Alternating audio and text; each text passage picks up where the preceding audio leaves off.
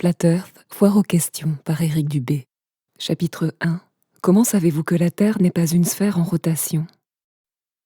La Terre plate a longtemps été dénigrée, tournée en dérision et méprisée comme étant la plus farfelue de toutes les théories du complot, marginalisée, moquée et ridiculisée pendant des siècles, comme étant une ancienne civilisation du monde ignorante et non scientifique.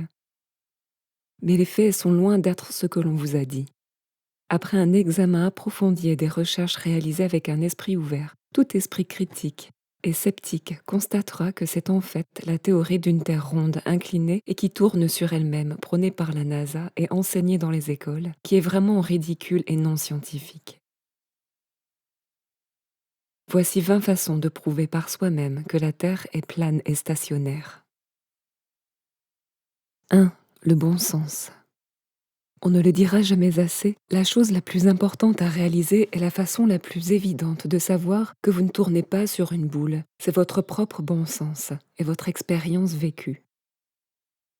Vous avez toujours eu et aurez toujours l'impression de vivre à l'endroit sur une terre immobile, avec le soleil, la lune et les étoiles qui tournent au-dessus et autour de vous. C'est le bon sens et c'est ce que tout le monde expérimente personnellement chaque jour de sa vie. Pourtant, dès notre plus jeune âge, on nous apprend à croire beaucoup de choses complètement à l'opposé de notre bon sens et à notre propre expérience. On nous dit que les personnes qui vivent en bas de cette sphère tournante, qu'est la Terre, en Australie, vivent en fait à l'envers par rapport à celles qui résident dans l'hémisphère nord, tandis qu'une force invisible suffisamment puissante pour maintenir les personnes, les bâtiments et les océans collés à la face intérieure d'une boule en rotation rapide, mais suffisamment faible pour permettre aux oiseaux, aux insectes et aux avions de décoller et de voler facilement, maintient l'atmosphère de la Terre en rotation, en parfait équilibre et retient fermement tout le monde à la surface sans nous écraser. Nous voyons bien que l'horizon est plat, mais on nous dit qu'il est courbé. Nous pouvons sentir que la Terre sous nos pieds est immobile, mais on nous dit qu'elle bouge.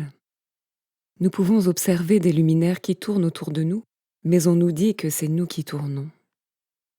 Il est évident que les étoiles sont des étoiles, mais on nous dit que les étoiles sont des soleils. On voit que le soleil est plus grand que les étoiles, mais on nous dit que les étoiles sont plus grandes que le soleil. Nous pouvons voir que le soleil et la lune ont la même taille, mais on nous dit que le soleil est 400 fois plus grand. Il est évident que le haut est le haut et le bas est le bas, mais on nous dit que cela n'existe pas. Comme le dit David Wardlaw Scott, auteur d'un ouvrage sur la Terre plane, pour l'astronome moderne, il n'y a théoriquement ni haut ni bas, bien que son expérience démente cette affirmation. Chaque fois qu'il regarde en haut, vers le ciel ou en bas, vers le sol, une telle aberration intellectuelle est vraiment à plaindre.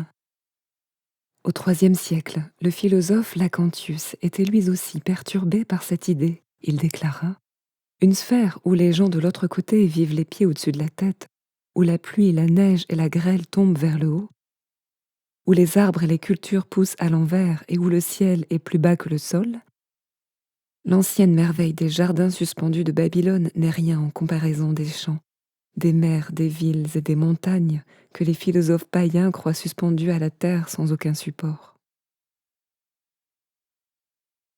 En vérité, l'idée que des gens se tiennent debout, que des bateaux naviguent et que des avions volent à l'envers sur certaines parties de la Terre, alors que d'autres sont inclinés à 90 degrés et à tous les autres angles impossibles, est une absurdité totale et un affront au bon sens. En fait, le bon sens est la première victime de la croyance héliocentrique. Aucun enfant ou homme non endoctriné ne conclurait ni ne concevrait jamais, s'il était livré à lui-même, sur la base de ses propres observations, que la Terre est une boule en rotation autour du Soleil. Lorsque les enfants sont endoctrinés dès le plus jeune âge et qu'ils abandonnent leur bon sens et leur expérience vécue d'une Terre géocentrique plane en faveur de ce modèle absurde de globe héliocentrique enseigné dans les écoles, un schisme se produit dans leur cerveau. Ils ne peuvent plus faire confiance à leur propre sens et expérience et doivent se fier des informations totalement contraires, enseignées par de prétendus experts et figures d'autorité qui insistent sur le fait que leur version de la réalité est correcte. Lorsque les enfants voient que tous les adultes autour d'eux croient fermement à la rotation du globe, et qu'ils entendent que seuls nos ancêtres ignorants et non scientifiques pensaient différemment, ils abandonnent volontiers les preuves empiriques de leur sens et adoptent le modèle absurde qui prévaut. Comme le dit l'auteur de La Terre plate, E. Eschini, la seule chose que la fable de la Terre qui tourne a faite, c'est de montrer le terrible pouvoir du mensonge. Un mensonge qui a le pouvoir de faire d'un homme un esclave mental, de sorte qu'il n'ose pas revenir sur l'évidence de ses propres sens. Il n'ose pas nier le mouvement clair et évident du soleil qu'il voit devant lui. Lorsqu'il se sent debout sur une terre totalement dépourvue de mouvement, il est prêt à accepter, à la suggestion de quelqu'un d'autre, qu'il tourne furieusement sur lui-même. Lorsqu'il voit un oiseau voler et se poser sur le sol, il est prêt à croire que ce sol se déplace en réalité un grand nombre de fois plus vite que l'oiseau. Et enfin, pour soutenir l'imagination d'un fou, il est prêt à accuser son créateur de lui avoir inculqué un mensonge sensible. 2. Fausse photographie. L'une des principales raisons pour lesquelles le commun des mortels croit que le monde est un globe est la présence d'images et de séquences vidéo de la Terre globulaire fournies par la NASA et d'autres agences spatiales. Des centaines de ces images et des milliers de vidéos montrant une Terre globulaire sont librement accessibles sur Internet, mais la plupart des gens ne les examinent jamais d'un œil critique et sceptique. Des premières photographies aux dernières diffusions en direct, la NASA et les autres agences spatiales du monde continuent d'être démasquées pour leur supercherie au style hollywoodien. Lorsqu'on les compare consciencieusement et qu'on recherche les incohérences, il s'avère que toutes les images et vidéos montrant une Terre globulaire ont été manipulées d'une manière ou d'une autre. Toutes les vidéos de globes terrestres, par exemple, sont réalisées avec une lentille de type fisheye pour courber l'horizon, ou sont entièrement créées à l'aide de la technologie de l'image de synthèse. Un exemple flagrant de cette dernière méthode est la vidéo de la Terre réalisée par la NASA en 1990, censée avoir été filmée par le télescope spatial Galileo à une distance de 2,09 millions de kilomètres. Cette vidéo montre le globe terrestre tournant dans l'espace sans interruption pendant 25 heures et montre exactement les mêmes nuages présents sans jamais se dissiper, ni changer de forme ou d'emplacement pendant tout ce temps. En réalité, si vous observez des nuages dans le ciel pendant plusieurs minutes, 3 choses se produiront inévitablement. Les nuages se déplaceront tous, certains changeront progressivement de forme et d'autres se dissiperont et disparaîtront complètement. Or, sur les images officielles de la NASA montrant la Terre en train de tourner, la couverture nuageuse mondiale ne se dissipe pas, ne change pas de forme et ne bouge pas pendant 25 heures, ce qui est évidemment impossible et constitue une preuve de falsification. Le célèbre saut GoPro Red Bull de 2012, au cours duquel le parachutiste Felix Baumgartner a été élevé à une altitude record de plus de 39 000 mètres dans un ballon stratosphérique avant de retomber sur Terre, est un bon exemple de falsification avec une lentille fisheye. 7 caméras GoPro placées à l'extérieur de l'engin et attachées à Félix lui-même ont enregistré l'intégralité de l'ascension et de la descente. Les observateurs attentifs remarqueront qu'à partir du sol et jusqu'à l'apogée des 39 km, l'horizon est fortement incurvé et le reste tout au long de l'ascension. Cette courbe est artificielle et est causée par l'objectif fisheye, standard des caméras GoPro. Une fois que Félix a atteint son altitude maximale et que la porte de son vaisseau s'ouvre, une caméra intérieure montée derrière lui, sans objectif fisheye, révèle la vérité en montrant un horizon parfaitement plat, toujours à hauteur d'œil et à plus de 39 km d'altitude. En ce qui concerne les centaines de photographies supposées du globe, la NASA admet volontiers qu'il s'agit d'images composites et non de photographies réelles. Elle affirme que les images composites sont réalisées à partir de bandes de données envoyées par des satellites, assemblées avec l'aide du logiciel Photoshop et colorisées pour le rendu final. Robert Simon, analyste principal du programme de la NASA et principal visualisateur de données, a admis lors d'une interview que ces images sont photoshopées parce qu'elles doivent l'être. Lorsqu'on les compare côte à côte et qu'on les regarde avec un œil averti, les incohérences deviennent évidentes. La coloration des terres et des océans et la taille relative des continents changent radicalement d'une image à l'autre, et la masse continentale est souvent beaucoup trop faible pour 50% d'un globe.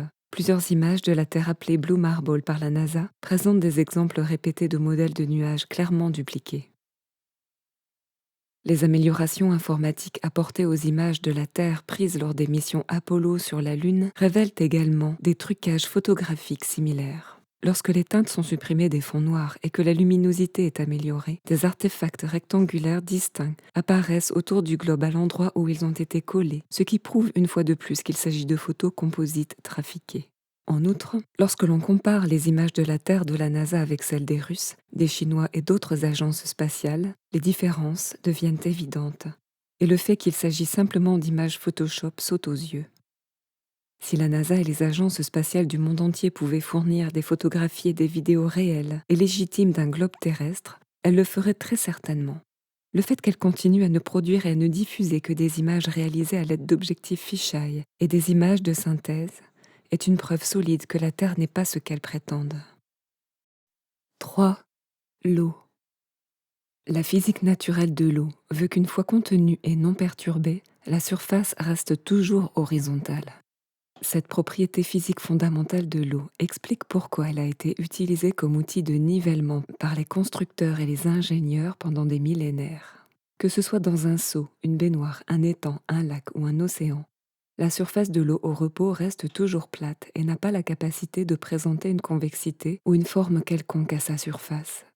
Ce fait est facilement démontrable et empiriquement vérifiable, mais il est en totale contradiction avec ce que l'on nous dit à propos du globe terrestre. Pour que la Terre soit globulaire et recouverte à plus de 70% d'eau, les océans doivent d'une manière ou d'une autre s'enrouler autour d'une boule en rotation rapide suspendue dans l'espace et s'y coller de tous les côtés. Il est tout simplement impossible de faire en sorte que l'eau se comporte de cette manière. Comme chacun peut le constater par lui-même, les masses d'eau ne collent pas à la face inférieure d'une boule et ne peuvent pas présenter de convexité ou toute autre forme à leur surface. Les défenseurs de la Terre en forme de globe font souvent référence à des gouttelettes d'eau, à la courbure de surface, à la tension superficielle ou à l'adhérence, affirmant que ce sont des exemples de l'eau se pliant ou collant à une surface, ce qui n'est rien d'autre qu'un sophisme de fausse équivalence. Car ces phénomènes ne se produisent qu'à une très petite échelle, de la taille d'une tasse à café. Il s'agit d'océans entiers qui s'enroulent autour d'une boule en rotation et adhèrent à sa face inférieure et non d'une gouttelette d'eau ou d'une courbure de surface d'un verre rempli à ras-bord. La NASA a également entrepris récemment de simuler des boules d'eau en images de synthèse à l'aide de la technologie de la réalité virtuelle augmentée, afin de convaincre le public que l'eau peut se comporter de cette manière. Ce type de démonstration effectuée dans un cadre de référence inaccessible à 99,99% de la population ne peut toutefois pas être reproduit par les scientifiques sceptiques du monde entier et n'est donc ni scientifique ni admissible comme preuve de quoi que ce soit. Tout d'abord, ils affirment que seuls les objets massifs de la taille de la Terre ont cette propriété d'attraction, puis comme preuve, ils montrent un phénomène prétendument en dehors de notre cadre de référence terrestre. En d'autres termes, ils affirment que les masses d'eau peuvent se plier, coller à une boule et présenter une courbure à leur surface, mais uniquement à une échelle trop grande pour que le public puisse la recréer. Ensuite, ils affirment que l'eau peut se mettre en boule et flotter en suspension dans l'air, mais uniquement dans un cadre de référence trop éloigné pour que le public puisse le recréer. En ce qui concerne le niveau de l'eau, les défenseurs du globe ont en fait tenté de redéfinir complètement le terme « niveau » pour l'adapter à leur dogme. La véritable définition du terme niveau est un plan plat et horizontal dont la surface ne présente aucun écart d'élévation. L'eau cherche et maintient toujours son propre niveau, et c'est pourquoi elle a été utilisée depuis la nuit des temps dans les niveaux à bulles et les projets de construction pour créer des structures parfaitement horizontales, quelle que soit leur taille. Cependant, les fanatiques du globe, insatisfaits de cette vérité évidente et de cette définition claire, ont tenté de redéfinir le terme niveau pour lui substituer celui de courbe. Leur nouvelle version du terme niveau, adapté au globe, signifie hauteurs égales autour d'une boule, mesurée à partir d'un point central. Le fait est que personne n'a jamais atteint cet hypothétique point central de l'hypothétique globe terrestre, de sorte que leur terme redéfini ne peut être testé ou falsifié. Jusqu'à ce jour, soyez assurés qu'il y a une bonne raison pour que nous l'appelions niveau de la mer et non courbe de la mer. 4. L'horizon. L'horizon est toujours parfaitement horizontal sur 360 degrés autour de l'observateur, quelle que soit l'altitude. Si la Terre était en fait un globe, Quelle que soit sa taille, lorsqu'un observateur s'élève, l'horizon resterait fixe et tomberait sous l'observateur au fur et à mesure qu'il s'élève. En réalité, toutes les images amateurs de ballons, de fusées, d'avions et de drones filmés sans lentille fisheye, à des altitudes maximales de plus de 32 km, montrent un horizon complètement plat qui s'élève toujours à la hauteur des yeux de l'observateur. Ce n'est que sur les images de la NASA et d'autres agences spatiales que l'horizon se courbe ou apparaît en dessous de la hauteur des yeux de l'observateur. Dans le modèle héliocentrique, l'horizon est censé correspondre à la courbure physique du globe. Et c'est la raison pour laquelle les bateaux qui s'éloignent de la côte disparaissent de la vue.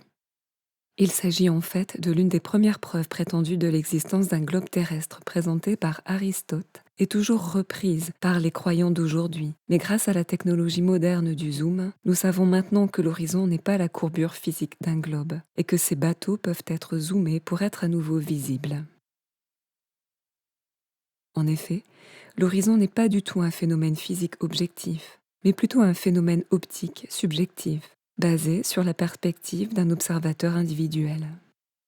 Si l'horizon était en fait la courbure physique objective d'un globe, les objets qui s'éloignent au-delà de l'horizon ne pourraient pas faire l'objet d'un zoom arrière, et l'horizon resterait fixe au fur et à mesure que l'observateur s'élèverait. En réalité, l'horizon s'élève en même temps que l'observateur, quelle que soit l'altitude à laquelle il se trouve. Et la technologie moderne du zoom permet de voir à nouveau les objets qui s'éloignent au-delà de la ligne d'horizon. Cela prouve que la ligne d'horizon n'est pas un point objectif de courbure sur une Terre convexe, mais plutôt la ligne de fuite subjective de la perspective d'un observateur donné.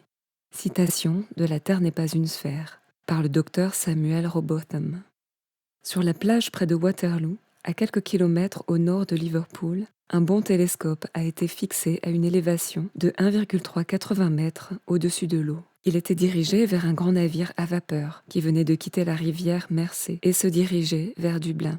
Peu à peu, la tête de mât du navire qui s'éloignait est devenue plus proche de l'horizon, jusqu'à ce qu'après plus de 4 heures, elle disparaisse. La vitesse normale des navires à vapeur de Dublin était de 12,8 km par heure, de sorte que le navire serait distant de plus de 51 km lorsque la tête de mât arriverait à l'horizon. Les 1,83 mètres d'élévation du télescope nécessiteraient de déduire 5 km pour la convexité, ce qui laisserait 47 km. Le carré de 47 multiplié par 20,32 cm donne 173 mètres. En déduisant 24,38 mètres pour la hauteur du grand mât, nous constatons que, selon la doctrine de la rotondité, la tête de mât du navire à vapeur sortant aurait dû être à près de 150 mètres en dessous de l'horizon.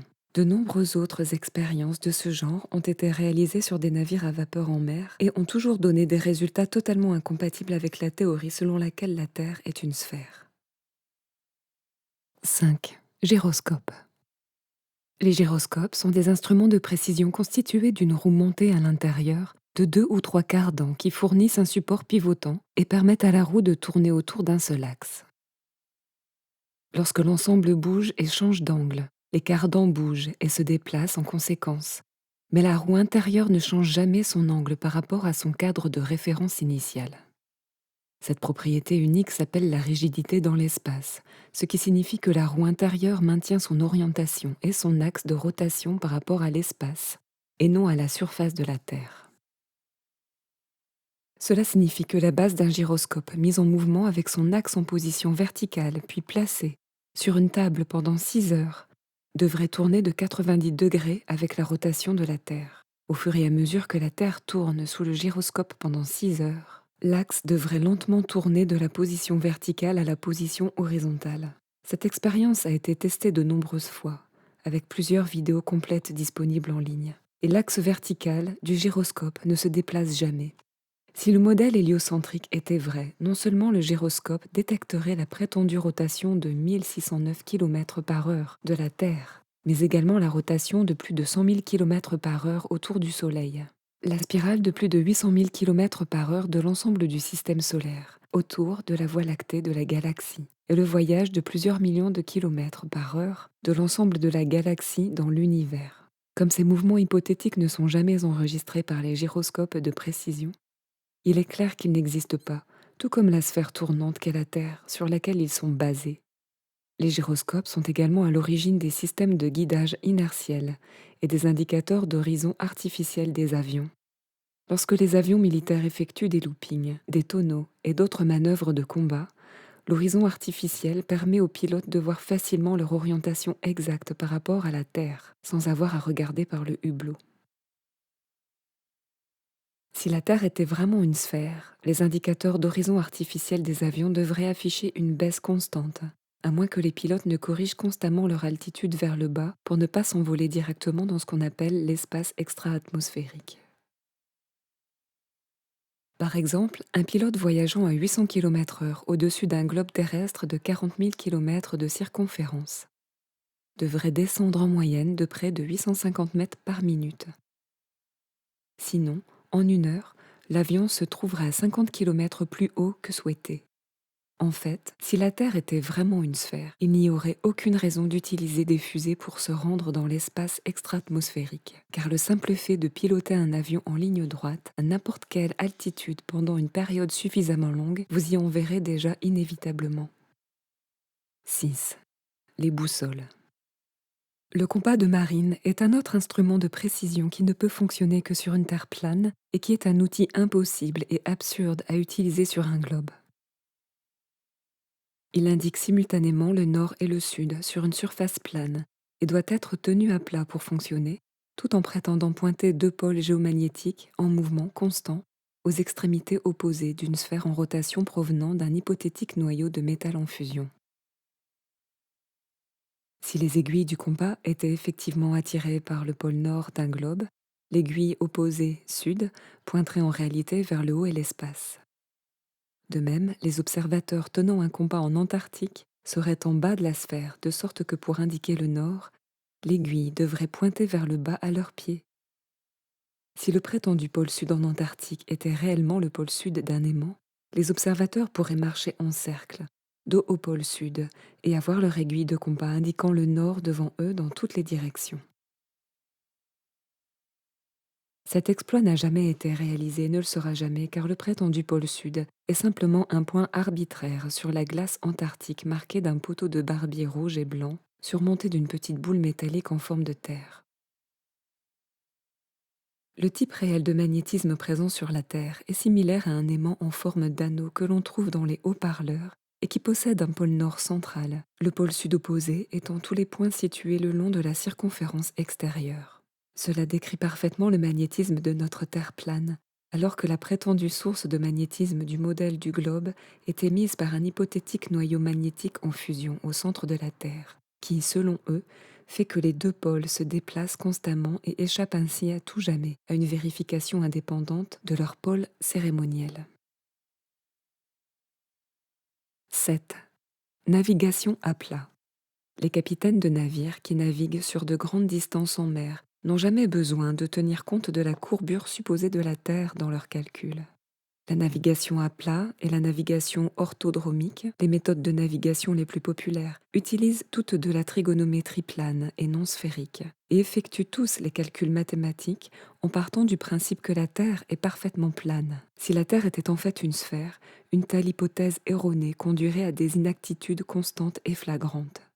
La navigation à plat fonctionne parfaitement, en théorie comme en pratique, depuis des milliers d'années, et la trigonométrie plane s'est avérée à maintes reprises plus précise que la trigonométrie sphérique pour déterminer les distances à travers les océans. Elle est si couramment utilisée en mer que dans le livre de référence d'Henry Evers, Navigation in Theory and Practice, il est indiqué que dans la pratique, on n'utilise guère d'autres règles que celles dérivées de la navigation à plat. La grande et sérieuse objection à la navigation à plat est qu'elle ne permet pas de trouver la longitude avec précision, bien qu'en pratique, elle soit plus souvent trouvée par cette méthode que par n'importe quelle autre. Ainsi, la latitude et la longitude sont trouvées le plus souvent et le plus précisément en supposant que la Terre est plane, plus précisément même qu'en supposant que la Terre est sphérique. Citant Sans preuve que la Terre n'est pas une sphère de William Carpenter. Si la Terre était un globe, un petit modèle de globe serait la meilleure chose, parce que la plus vraie. Ainsi le navigateur pourrait l'emporter en mer avec lui. Mais une telle chose n'est pas connue. Avec un tel jouet comme guide, le navigateur ferait naufrage, c'est certain. C'est la preuve que la Terre n'est pas un globe. 8. La construction. Les géomètres, les ingénieurs, les architectes et les constructeurs ne sont jamais tenus de prendre en compte la prétendue courbure de la Terre dans leurs projets. Des fils à plomb sont utilisés pour établir des données verticales d'aplomb, et des niveaux à bulles sont ensuite utilisés pour établir des données horizontales et poser les fondations planes sur de grandes étendues. Si la Terre était en fait un globe aux proportions données, les constructeurs s'écarteraient constamment des lignes de référence verticales et horizontales qu'ils ont établies. Mais en réalité, les canaux, les voies ferrées, les ponts, les tunnels et autres grands projets sont toujours coupés et posés horizontalement, souvent sur des centaines de kilomètres sans tenir compte de la courbure et sans s'écarter de la ligne de référence établie. Comme l'a déclaré le géomètre T. Westwood dans la revue Earth Review, en nivelant, je travaille à partir de repères d'ordonnance ou de niveau de canal pour obtenir la hauteur au-dessus du niveau de la mer. Ce qui m'a étonné, c'est qu'à plusieurs kilomètres de distance, chaque niveau est traité sur toute la longueur comme s'il s'agissait du même niveau d'un bout à l'autre, sans la moindre prise en compte de la courbure.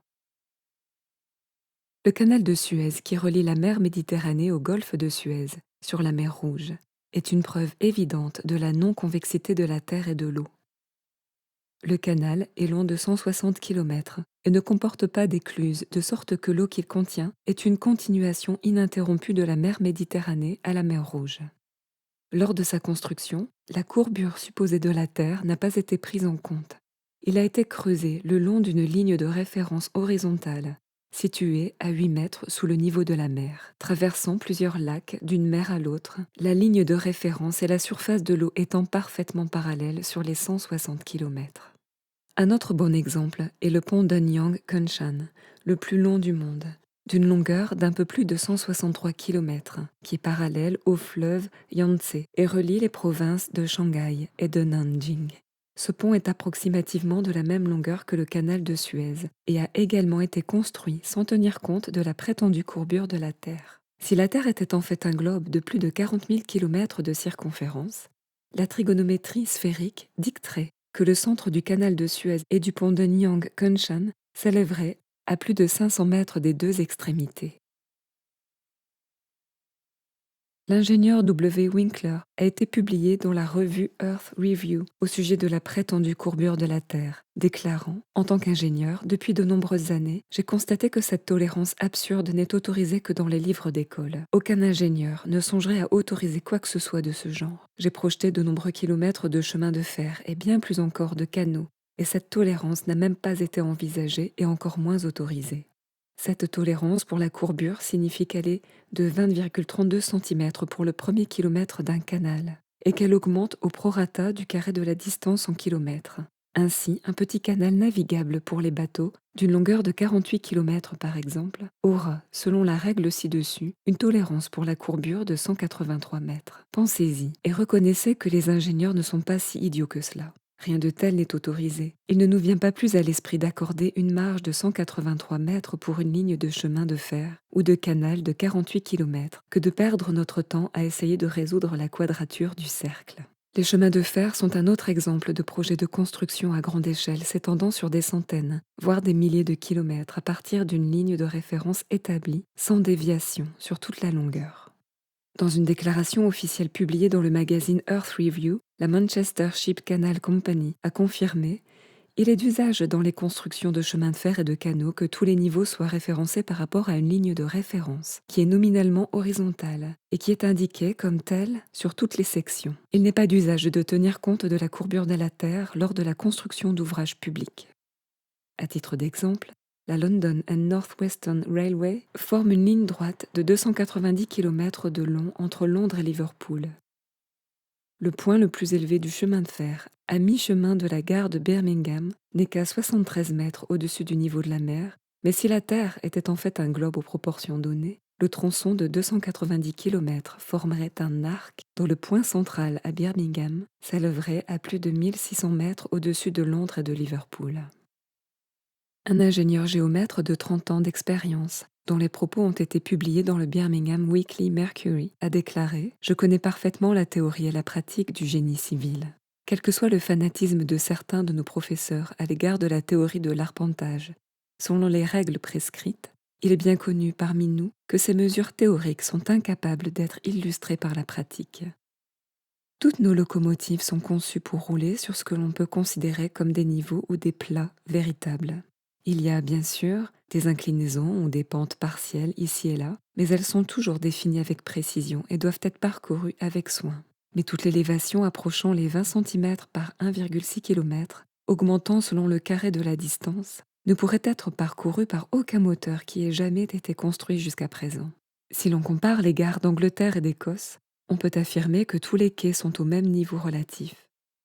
La distance entre les côtes est et ouest de l'Angleterre peut être évaluée à 480 km. Si la courbure prescrite était en effet telle que représentée, les stations centrales de Rugby ou Warwick devraient être à près de 5 km plus haut qu'une corde tracée entre les deux extrémités. Si tel était le cas, il n'y aurait pas un seul conducteur ou chauffeur dans le royaume qui accepterait de prendre en charge le train.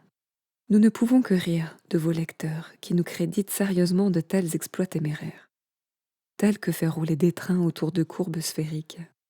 Les courbes horizontales, sur des niveaux, sont suffisamment dangereuses. Les courbes verticales seraient 1000 fois pires et avec notre matériel roulant actuellement construit, seraient physiquement impossibles. 9. Photographie à longue distance. Nous sommes constamment en mesure d'observer des objets à des distances incroyablement longues, bien au-delà de ce qui serait possible si la Terre était en fait un globe aux proportions données. En entrant la hauteur de l'observateur et la distance observée dans un calculateur de courbure de la Terre, il est facile de vérifier à quel point une cible devrait être obstruée par la courbure terrestre. Par exemple, il est souvent possible de voir la ligne d'horizon de Chicago depuis le niveau de la mer à plus de 96 km de distance de l'autre côté du lac Michigan. En 2015, après que le photographe Joshua Nowicki a photographié ce phénomène, plusieurs chaînes d'information ont rapidement affirmé que sa photo était un mirage supérieur, une anomalie atmosphérique causée par une inversion de température. Bien que de tels phénomènes existent, la ligne d'horizon en question était orientée à l'endroit et clairement visible, contrairement à un mirage illusoire et brumeux et sur une Terre sphérique de 40 000 km de circonférence. Elle devrait se trouver à 730 mètres au-dessous de l'horizon. À Gênes, en Italie, depuis seulement 21 mètres au-dessus du niveau de la mer par temps clair. Il est possible de voir les îles lointaines d'Elbe, de Gorgone, de Capraia et de Corse, qui se trouvent à 130, 160, 165 et 200 km de distance. Si la Terre était vraiment une sphère aux proportions données, les 4 îles ne pourraient jamais être visibles pour un tel observateur et seraient cachées derrière 1000, 1600, 1700 et 2650 mètres d'eau courbée. Depuis Anchorage, en Alaska, à une altitude de 31 mètres par temps clair, on peut voir entièrement les monts Foraker et McKinley, de la base au sommet, à l'œil nu, respectivement à 193 et 210 km de distance. Si la Terre était vraiment une sphère à la circonférence donnée, les deux montagnes devraient cependant pencher en arrière, loin de l'observateur, la moitié inférieure de chaque montagne étant complètement obstruée de la vue. Selon des calculs de courbure vérifiables, 2230 mètres du sommet de 5300 mètres du mont Foraker et 2800 mètres du sommet de 6200 mètres du mont McKinley devraient être cachés derrière la courbure de la Terre. La photographie zoom la plus longue jamais prise a récemment capturé le pic Gaspard, depuis le pic de Finestrelle, à une distance énorme de 450 km. Avec une hauteur d'observation d'environ 2750 mètres. D'où la base des calculs corrects de la courbure. La montagne entière de 3900 mètres devrait être invisible derrière plus de 9000 mètres de courbure terrestre. Plus récemment encore, des spécialistes de la Terre plate, comme J. Tolan Media, ont filmé des lacs, des montagnes et d'autres points de repère jusqu'à une distance incroyable de 1600 km. À l'aide de caméras à zoom infrarouge, placées à haute altitude. Si la Terre était vraiment un globe de la taille qu'on lui prête, la plupart des points de repère photographiés seraient cachés par plus de 110 km de courbure terrestre. 10. Les phares. La distance à partir de laquelle les phares du monde entier sont visibles en mer dépasse de loin ce que l'on pourrait trouver sur une Terre en forme sphérique, aux proportions données. Par exemple, Le phare de Dunkerque, dans le nord de la France, à une altitude de 50 mètres, est visible d'un bateau, à 3 mètres au-dessus du niveau de la mer, à 45 km de distance. La trigonométrie sphérique indique que si la Terre était un globe avec le taux de courbure donné, ce phare devrait être caché à 58 mètres en dessous de l'horizon. Le phare de Port Nicholson, en Nouvelle-Zélande, est à 128 mètres au-dessus du niveau de la mer et est visible à une distance de 56 km, alors qu'il devrait se trouver à 67 mètres en dessous de l'horizon. Le phare d'Egero, en Norvège, est à 47 mètres au-dessus du niveau de la mer et visible à partir de 45 km, alors qu'il devrait être à 70 mètres en dessous de l'horizon. Le phare de Madras, sur l'esplanade, est à une hauteur de 40 mètres et est visible à une distance de 45 km, alors qu'il devrait être à 76 mètres sous la ligne de vue. Le phare de Cordonan, sur la côte ouest de la France, mesure 63 mètres de haut et est visible à une distance de 50 km, alors qu'il devrait se trouver à 85 mètres sous la ligne de vue. Le phare du cap Bonavista à Terre-Neuve est à 46 mètres au-dessous du niveau de la mer et visible à 56 km, alors qu'il devrait être à 150 mètres en dessous de l'horizon. Le clocher du phare de l'église paroissiale de Saint-Botolph à Boston mesure 88 mètres de haut et est visible à plus de 64 km, alors qu'il devrait être caché à 244 mètres en dessous de l'horizon. Le phare de l'île de Wight, en Angleterre, mesure 55 mètres de haut et peut être vu à une distance de 68 km, distance à laquelle, selon les astronomes modernes, la lumière devrait se trouver à 303 mètres en dessous de la ligne de vue. Le phare du cap Agulhas, en Afrique du Sud, mesure 10 mètres de haut à 73 mètres au-dessus du niveau de la mer et peut être vu à plus de 80 km. Si le monde était un globe, ce phare se trouverait à 427 mètres en dessous de la ligne de vue d'un observateur. Enfin, le phare de Port Saïd en Égypte, dont l'altitude n'est que de 18 mètres, a été vu à une distance étonnante de 93 km, alors que, selon l'astronomie moderne, il devrait se trouver à 665 mètres en dessous de la ligne de vue. 11. Une atmosphère impossible.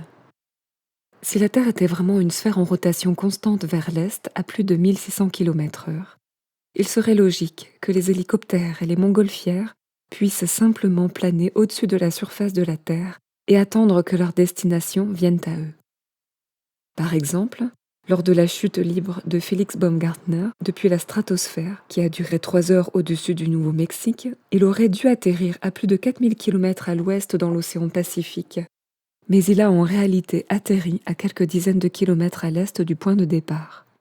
De même, les boulets de canon et autres projectiles tirés verticalement devraient tomber considérablement vers l'ouest, sur une sphère tournant vers l'est. En réalité, cependant, chaque fois que cela a été testé, les boulets de canon tirés verticalement montent en moyenne pendant 14 secondes, descendent pendant 14 secondes et retombent au sol à moins de 60 cm du canon et parfois même directement dans la bouche du canon. Pour expliquer ce problème, les défenseurs de la sphéricité de la Terre prétendent que la gravité traîne de manière magique et inexplicable toute la basse atmosphère de la Terre en synchronisation parfaite jusqu'à une hauteur indéterminée où cette atmosphère en rotation de plus en plus rapide cède la place à l'espace vide, supposé non rotatif, non gravitationnel et sans atmosphère de l'infini. La NASA refuse de dire à quelle altitude cet exploit impossible se produit. Mais l'effet qu'une telle transition aurait sur un engin qui la traverse serait désastreux. Cette théorie est également scientifiquement réfutée par le simple fait que les vides ne peuvent pas exister connectés à des non-vides, tout en conservant les propriétés d'un vide. Comme le savent tous ceux qui ont percé une bombe aérosol, deux systèmes de pression adjacents qui ne sont pas séparés par une barrière ou une membrane quelconque s'équilibrent. Si la gravité entraînait comme par magie l'atmosphère avec la boule en rotation qu'est la Terre, cela signifierait que l'atmosphère au pôle tournerait à 0 km/h, tandis qu'aux altitudes moyennes, elle tournerait à environ 800 km/h. Puis progressivement, plus vite, jusqu'à l'équateur où la Terre et l'atmosphère tourneraient ensemble à plus de 1600 km/h. Non seulement cette atmosphère gravité augmenterait la vitesse des pôles à l'équateur, mais elle augmenterait également progressivement la vitesse au fur et à mesure que l'on s'élève en altitude. En réalité, l'atmosphère, en tout point de la Terre, n'est pas affectée par cette force présumée qui n'a jamais été mesurée et dont l'inexistence est prouvée par la capacité des avions à voler sans relâche dans n'importe quelle direction sans subir de tels changements atmosphériques. L'atterrissage d'avions sur des pistes en mouvement rapide orientées dans toutes les directions, nord, sud, est, ouest et autres, serait également pratiquement impossible.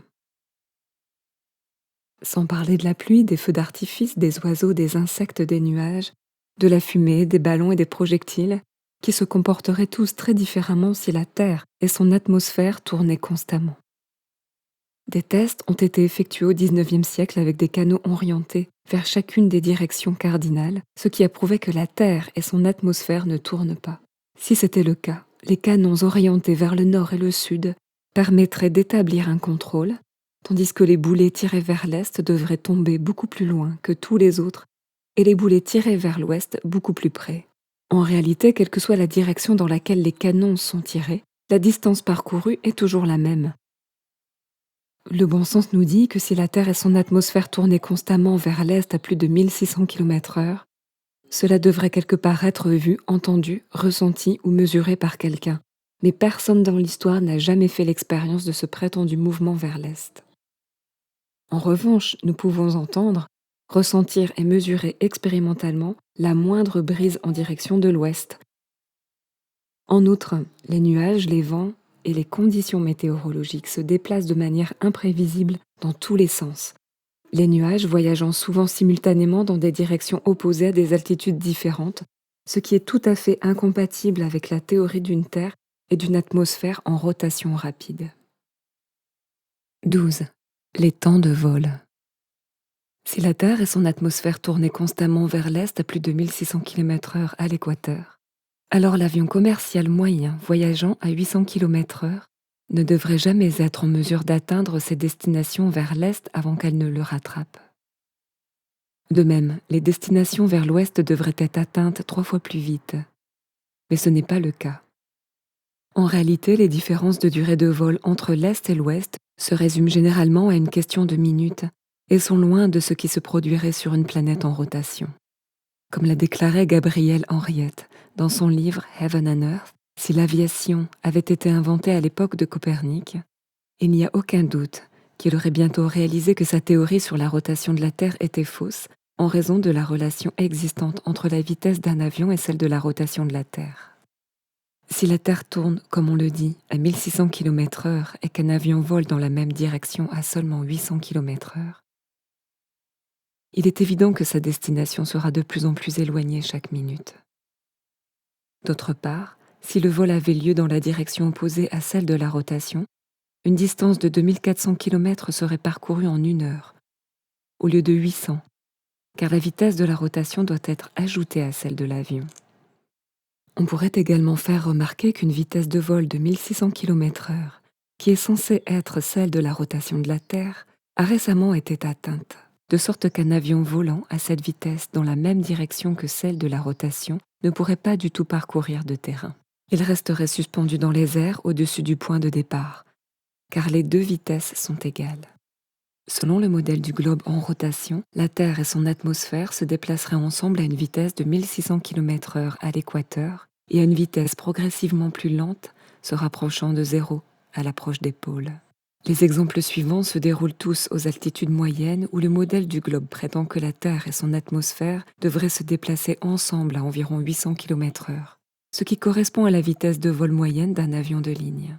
Par exemple, les vols de Los Angeles à New York vers l'est, selon la rotation supposée de la Terre, durent en moyenne 5h30, de sorte que le vol retour vers l'ouest ne devrait prendre que 2h45.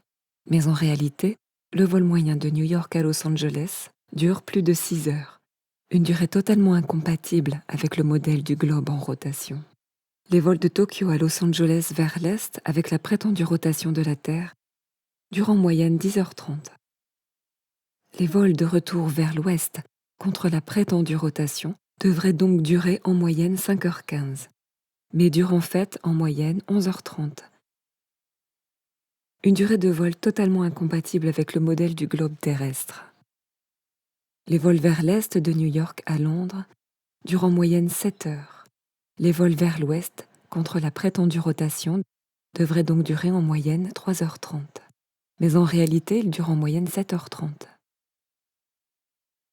Les vols vers l'est de Chicago à Boston avec la prétendue rotation de la Terre durent en moyenne 2h15. De sorte que les vols de retour vers l'ouest contre la prétendue rotation devraient durer en moyenne un peu plus d'une heure, mais en réalité, ils durent en moyenne 2h45. Les vols Paris-Rome vers l'est durent en moyenne 2 heures. Donc les vols retour vers l'ouest à l'encontre de la prétendue pirouette ne devraient durer qu'1 heure. Mais en réalité, ils durent en moyenne 2h10. Toutes ces durées de vol sont impossibles sur une sphère tournant à 1600 km vers l'est, mais correspondent à ce que l'on pourrait attendre au-dessus d'une Terre immobile. 13. Les trajectoires de vol.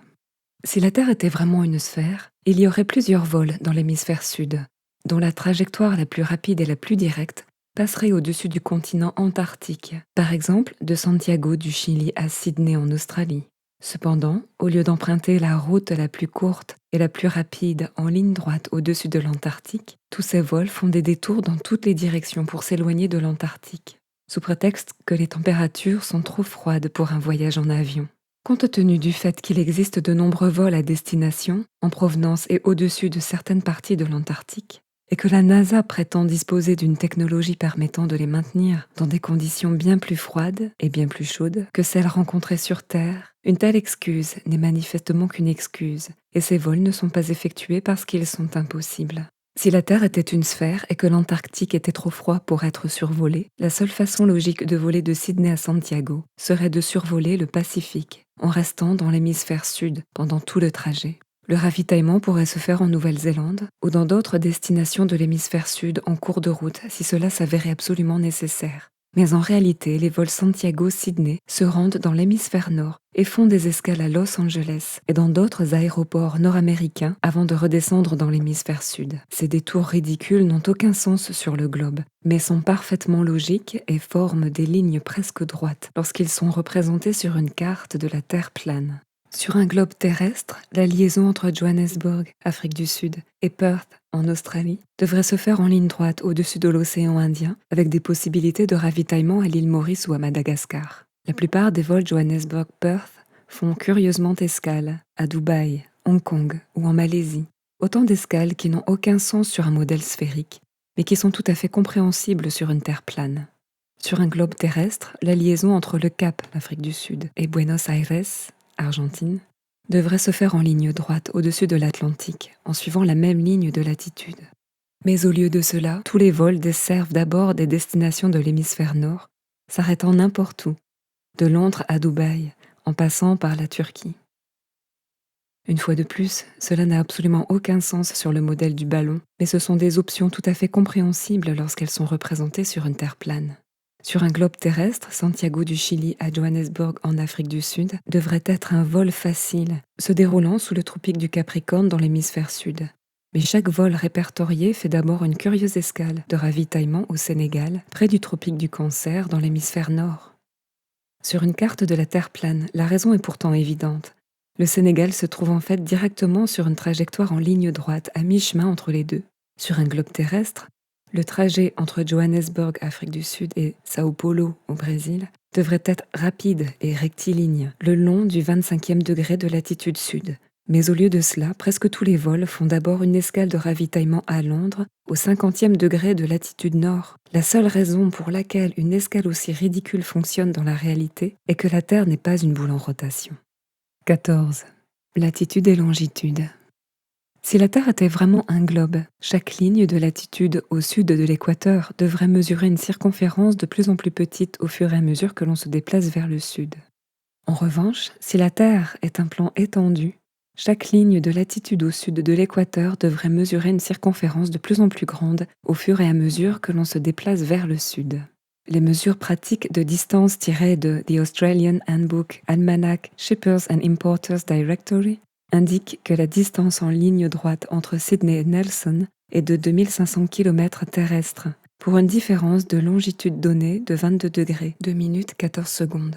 Par conséquent, si 22 degrés 2 minutes 14 secondes sur 360 représente 2500 km, L'ensemble mesurerait 40 526 km, ce qui est non seulement plus grand que ce que le globe est censé être à l'équateur, mais aussi plus grand de 6 860 km que ce qu'il serait à la latitude sud de Sydney sur un globe aux proportions données. De la proximité du Cap Horn au Chili à Port Phillip à Melbourne, en Australie, la distance est de 17 000 km, soit 143 degrés de longitude. En factorisant les degrés restants à 360, on obtient une distance totale de 42 535 km autour de cette latitude particulière, soit plus de 2400 km de plus que ce que la Terre est censée être à l'équateur, et plusieurs milliers de kilomètres de plus que ce qu'elle est censée être à des latitudes aussi méridionales. Des calculs similaires effectués entre le cap de Bonne-Espérance en Afrique du Sud et Melbourne, en Australie, à une latitude moyenne de 35,5 degrés sud, ont donné un chiffre approximatif de plus de 40 000 km, ce qui est à nouveau supérieur à la circonférence supposée de la Terre à l'équateur. Par ailleurs, les calculs effectués entre Sydney, Australie, et Wellington, Nouvelle-Zélande, à une latitude moyenne de 37,5 degrés sud, ont donné une circonférence approximative de 41 000 km, ce qui est encore plus grand. Selon le modèle du globe, la circonférence de la Terre à 37,5 degrés de latitude sud ne devrait être que de 31 800 km, soit près de 10 000 km de moins que les mesures effectuées. Le fait que de nombreux capitaines naviguant au sud de l'équateur en se basant sur la théorie globulaire se soient retrouvés en décalage important, et ce, d'autant plus que l'on se dirigeait vers le sud, témoigne également du fait que la Terre n'est pas une boule. Par exemple, lors des voyages du capitaine James Clark Ross autour de la circonférence de l'Antarctique, il a souvent écrit dans son journal qu'il était perplexe de voir qu'ils se trouvaient régulièrement en désaccord avec leur carte, déclarant qu'ils se trouvaient entre 19 et 26 km de leur point de repère chaque jour, et plus tard, plus au sud, à 46 km de leur point de repère. Le lieutenant Charles Wilkes a commandé une expédition d'exploration de la marine américaine dans l'Antarctique de 1838 à 1842 et a également mentionné dans son journal qu'il se trouvait constamment à l'est de son point de repère, parfois à plus de 32 km en moins de 18 heures, citant le révérend Thomas Milner. Dans l'hémisphère sud, les navigateurs vers l'Inde se sont souvent crus à l'est du Cap, alors qu'ils étaient encore à l'ouest, et ont dû débarquer sur la côte africaine qui, d'après leurs calculs, se trouvait derrière eux. Cette mésaventure est arrivée à une belle frégate, le Challenger, en 1845. Comment le navire de Sa Majesté Conqueror a-t-il pu être perdu ? Comment tant d'autres nobles navires parfaitement entretenus, équipés d'un équipage compétent et navigués avec précision, ont-ils fait naufrage par temps calme non seulement dans la nuit noire ou dans le brouillard, mais aussi en plein jour et en plein soleil ? Dans le premier cas sur les côtes, dans le second sur des rochers engloutis, parce qu'ils étaient en dehors des clous. La réponse est simple, la Terre n'est pas une sphère. Dans le modèle du globe, l'Antarctique est un continent de glace qui couvre le fond de la boule, de 70 à 90 degrés de latitude sud, et dont la circonférence n'excède donc pas 19 000 km. De nombreux explorateurs, dont le capitaine Cook et James Clark Ross, ont pourtant tenté de faire le tour de l'Antarctique en 3 ou 4 ans, et ont parcouru entre 80 000 et 95 000 km. Le capitaine George Knarr, lors de son expédition Challenger, a également effectué une navigation circulaire indirecte mais complète de l'Antarctique, en parcourant plus de 110 000 km, ce qui est totalement incompatible avec le modèle du globe. Hervé Riboni, qui a fait le tour du monde lors de la Whitbread Yacht Race de 1993, est récemment devenu lui-même un adepte de la Terre plane et affirme que la tromperie se fait par le biais du canular de la déclinaison magnétique. Hervé précise que sur notre Terre plane, la déclinaison magnétique n'existe pas. Il insiste sur le fait que c'est l'ajout de cette carte basée sur le globe et les calculs mathématiques de navigation qui permettent aux pilotes et aux marins de garder le cap. 15. Arctique et Antarctique. Si la Terre était vraiment un globe, les régions polaires arctiques et antarctiques et les zones de latitude comparables au nord et au sud de l'équateur devraient partager des conditions et des caractéristiques similaires, telles que des températures comparables, des changements saisonniers, la durée du jour, la vie végétale et animale. En réalité, les régions arctiques, antarctiques et les zones de latitude comparables au nord et au sud de l'équateur sont très différentes à bien des égards. ce qui est totalement incompatible avec le modèle du globe, mais correspond exactement à ce que l'on peut attendre d'une Terre plane. Par exemple, l'Antarctique est de loin l'endroit le plus froid de la planète, avec une température annuelle moyenne d'environ -50 °C et un record de -93 °. La température annuelle moyenne au pôle Nord, en revanche, est de -15 °, ce qui est relativement chaud. Tout au long de l'année, les températures de l'Antarctique varient de moins de la moitié de celles des latitudes arctiques comparables, et la région nord de l'Arctique bénéficie d'étés modérément chauds et d'hivers gérables, alors que la région sud de l'Antarctique ne se réchauffe jamais assez pour faire fondre la neige et la glace qui s'y trouvent perpétuellement. Sur une Terre en forme de boule, inclinée et oscillant, tournant uniformément autour du Soleil, les températures et les saisons de l'Arctique et de l'Antarctique ne devraient pas varier aussi fortement. Dans l'Arctique, il y a 4 saisons bien distinctes, des étés chauds et une abondance de plantes et d'animaux, ce qui n'est pas le cas dans l'Antarctique. Les Esquimaux vivent également au nord jusqu'au 79e parallèle, alors qu'au sud, on ne trouve pas d'autochtones au-delà du 56e parallèle. L'Islande, à 65 de latitude nord, abrite 870 espèces de plantes indigènes et une faune abondante et variée. À titre de comparaison, l'île de Géorgie, située à 54 de latitude sud, ne compte que 18 espèces de plantes indigènes et la vie animale y est pratiquement inexistante. À la même latitude que le Canada ou l'Angleterre, au nord, où les forêts denses et les grands arbres abondent, le capitaine Cook a écrit à propos de la Géorgie qu'il n'avait pas pu trouver un seul arbuste assez grand pour faire un cure-dent. Cook écrit « On ne voyait pas un seul arbre. Les terres qui s'étendent au sud sont condamnées par la nature à un froid perpétuel, à ne jamais ressentir la chaleur des rayons du soleil. Je n'ai pas les mots pour décrire l'aspect horrible et sauvage de ces terres. Même la vie marine est rare dans certaines étendues, et l'oiseau de mer est rarement observé en train de voler au-dessus de ces étendues solitaires. Les contrastes entre les limites de la vie organique dans les zones arctiques et antarctiques sont très remarquables et significatifs. À des latitudes comparables au nord et au sud, le Soleil se comporte également très différemment de ce qu'il devrait être sur le modèle du globe, mais exactement comme on s'y attend sur une Terre plane. Par exemple, dans le nord, l'aube et le crépuscule apparaissent lentement et durent beaucoup plus longtemps que dans le sud, où ils apparaissent et disparaissent très rapidement. Dans certains endroits du nord, le crépuscule peut durer plus d'1 heure, alors qu'à des latitudes méridionales comparables, la lumière du Soleil disparaît complètement en quelques minutes. En outre, les jours d'été les plus longs au nord de l'équateur sont beaucoup plus longs que ceux au sud de l'équateur, et les jours d'hiver les plus courts au nord de l'équateur sont beaucoup plus courts que les plus courts au sud de l'équateur. Ces faits sont inexplicables sur une Terre en rotation uniforme, mais sont parfaitement logiques sur une Terre plane où le Soleil parcourt des cercles plus rapides et plus larges au-dessus du sud, et des cercles plus lents et plus étroits au-dessus du nord. 16. Le soleil de minuit.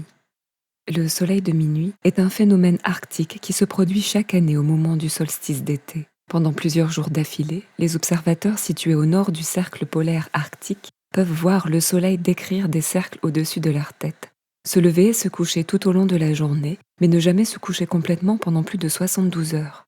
Si la Terre était en fait un globe en rotation autour du soleil, le seul endroit où l'on pourrait observer un phénomène tel que le soleil de minuit serait les pôles. Tout autre point d'observation à partir de 89 de latitude ne pourrait jamais, quelle que soit son inclinaison, voir le soleil pendant plus de 24 heures d'affilée. Pour le faire sur un globe en rotation à un point autre que les pôles, il faudrait regarder à travers des kilomètres et des kilomètres de terre et de mer pendant une partie de la révolution. Certains prétendent qu'il existe un phénomène similaire en Antarctique, mais comme par hasard, ils ne disposent d'aucune vidéo non coupée le montrant. Les quelques vidéos disponibles en ligne ont été montrées ou manipulées de manière suspecte, et le traité de l'Antarctique n'autorise pas les explorateurs indépendants à se rendre sur place pendant le solstice d'hiver pour vérifier ou réfuter ces affirmations. À l'inverse, des dizaines de vidéos non coupées sont accessibles au public et montrent le soleil de minuit arctique, ce qui a été vérifié sans l'ombre d'un doute. En outre, chaque année, à partir du 71e degré de latitude sud, le soleil se couche le 17 mai et n'est pas revu au-dessus de l'horizon avant le 21 juillet. Ce phénomène est totalement contraire au modèle du globe, mais s'explique facilement sur une Terre plane. Le soleil de minuit est visible à l'intérieur du cercle polaire arctique pendant le solstice d'été parce que le soleil, dans son cycle le plus interne, tourne suffisamment autour du centre polaire pour rester constamment visible au-dessus de l'horizon pour quelqu'un qui se trouve à un tel point d'observation. De même, aux latitudes méridionales extrêmes, le Soleil disparaît complètement de la vue pendant plus de 2 mois, parce qu'au tropique nord, dans le cycle le plus interne de son voyage en boomerang, le Soleil tourne trop étroitement autour du centre nord pour être vu depuis la circonférence sud. 17. Polaris. Dans le modèle héliocentrique, on prétend que la Terre est un globe qui tourne à 1600 km/h autour de son axe, tout en tournant à des dizaines de milliers de kilomètres par heure autour du Soleil, tandis que le système solaire tout entier tourne à des centaines de milliers de kilomètres à l'heure autour de la Voie lactée, et que la galaxie tout entière s'élance à des millions de kilomètres à l'heure dans l'espace infini. En réalité, personne dans l'histoire n'a jamais vu, entendu, ressenti ou mesuré de tels mouvements. Et tout le monde peut voir clairement par lui-même que Polaris, l'étoile polaire située directement au-dessus du pôle nord de la Terre, ne bouge jamais, nuit après nuit, année après année, siècle après siècle, alors que toutes les autres étoiles fixes restent fixes dans leur constellation relative en formant des cercles parfaits autour d'elles. De telles traînées d'étoiles circulaires autour d'une étoile polaire immobile, observées sur des photos prises en accéléré, prouvent que ce sont les étoiles elles-mêmes qui se déplacent et non la Terre. Si la Terre était vraiment une boule spatiale qui bascule, oscille et tourne en subissant ces multiples mouvements contradictoires dans l'univers, on ne verrait jamais que des traînées d'étoiles irrégulières et aléatoires en forme de spirale. Et le ciel nocturne ne serait jamais 2 fois le même. Il serait impossible que les constellations existent si la Terre effectuait vraiment tous ces mouvements théoriques. Citant « 100 Proof Earth is not a globe » de William Carpenter. Pourquoi, au nom du bon sens, les observateurs devraient-ils fixer leur télescope sur de solides bases de pierre afin qu'ils ne se déplacent pas d'un cheveu si la Terre sur laquelle ils les fixent se déplace à la vitesse de 30 km par seconde?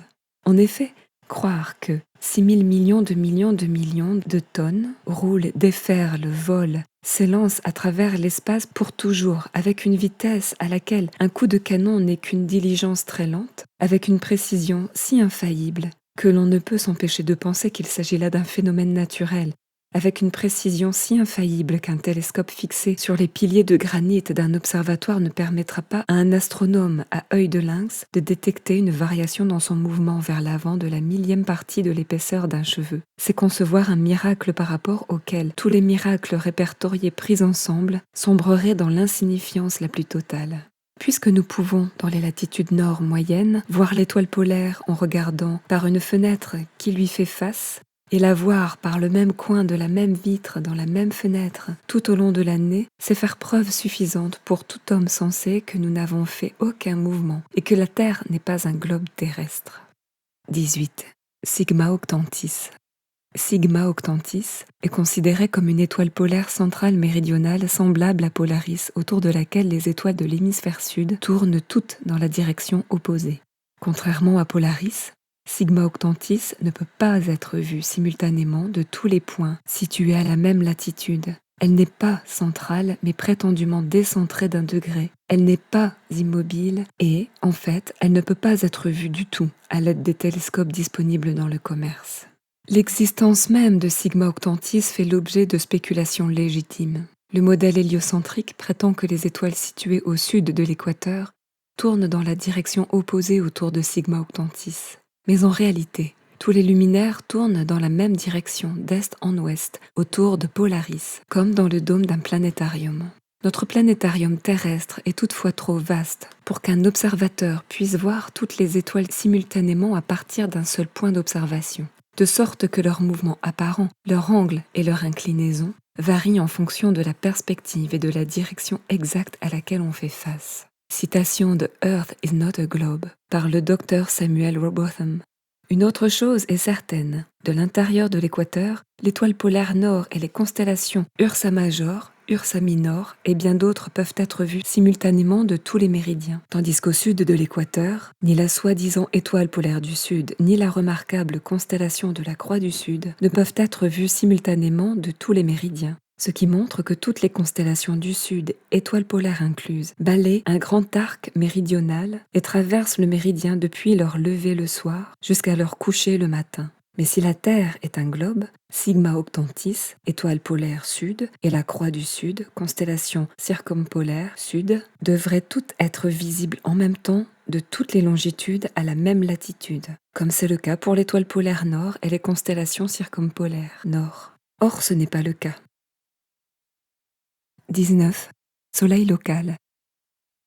Les chiffres astronomiques et héliocentristes semblent toujours parfaitement précis, mais ils sont historiquement connus pour avoir été modifiés régulièrement et radicalement afin de les adapter à leurs différents modèles.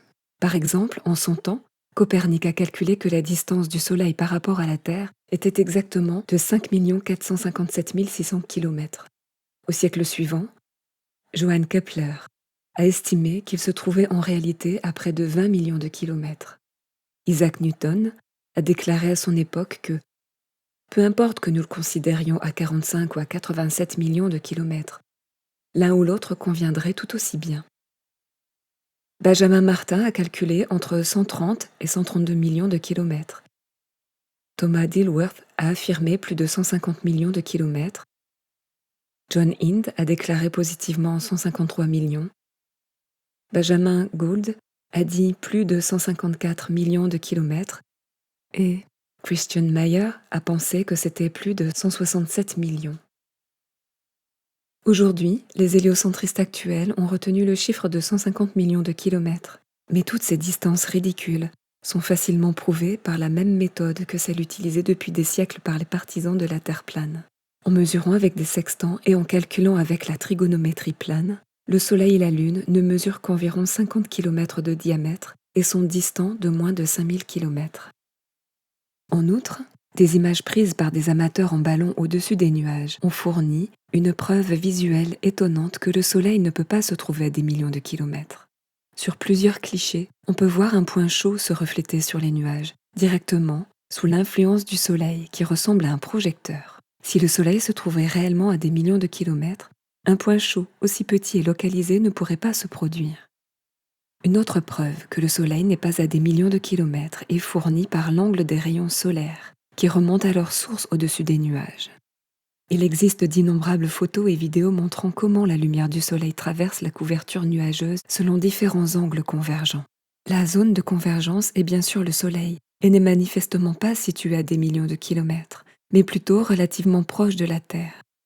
Le fait que les reflets du Soleil et de la Lune sur l'eau forment toujours une ligne droite entre l'horizon et l'observateur prouve également que la Terre n'est pas une boule. Si la surface de la Terre était incurvée, il serait impossible pour la lumière réfléchie de se courber au-dessus de la boule. 20. Expériences scientifiques. Plusieurs expériences ont été réalisées et répétées par des scientifiques de renom tels qu'Albert Michelson, Edward Morley, George Airy, George Sagnac, prouvant que ce sont les étoiles qui tournent autour d'une Terre immobile et non l'inverse. Les résultats concluants de leur expérience ne sont pas contestés ni même mentionnés dans les livres d'astronomie moderne, mais plutôt commodément balayés sous le tapis pour empêcher les esprits indiscrets de voir à travers les mensonges. Par exemple, l'expérience connue sous le nom d'échec d'Airy, puisqu'elle n'a pas permis de confirmer l'héliocentrisme, a prouvé que les étoiles se déplacent par rapport à une Terre immobile et non l'inverse. En remplissant d'abord un télescope d'eau pour ralentir la vitesse de la lumière à l'intérieur, puis en calculant l'inclinaison nécessaire pour que la lumière des étoiles descende directement dans le tube, Airy n'a pas réussi à prouver la théorie héliocentrique, puisque la lumière des étoiles arrivait déjà dans le bon angle sans qu'aucun changement ne soit nécessaire, et a au contraire prouvé le modèle géocentrique. Les expériences Michelson-Morley, Michelson-Gale et Sagnac ont également tenté de mesurer la variation de la vitesse de la lumière due au mouvement supposé de la Terre dans l'espace. Après avoir effectué des mesures dans toutes les directions possibles et en divers endroits, elles n'ont pas réussi à détecter le moindre changement significatif, ce qui prouve une fois de plus le bien fondé du modèle géocentrique stationnaire. Il suffit de dire que ces 20 points ne font qu'effleurer la surface, et qu'il y a beaucoup plus de preuves disponibles, à la fois dans le livre de William Carpenter, 100 Proofs Earth is not a globe, sans preuve que la Terre n'est pas un globe, et dans mon propre livre, 200 Proofs Earth is not a spinning ball, 200 preuves que la Terre n'est pas une boule qui tourne.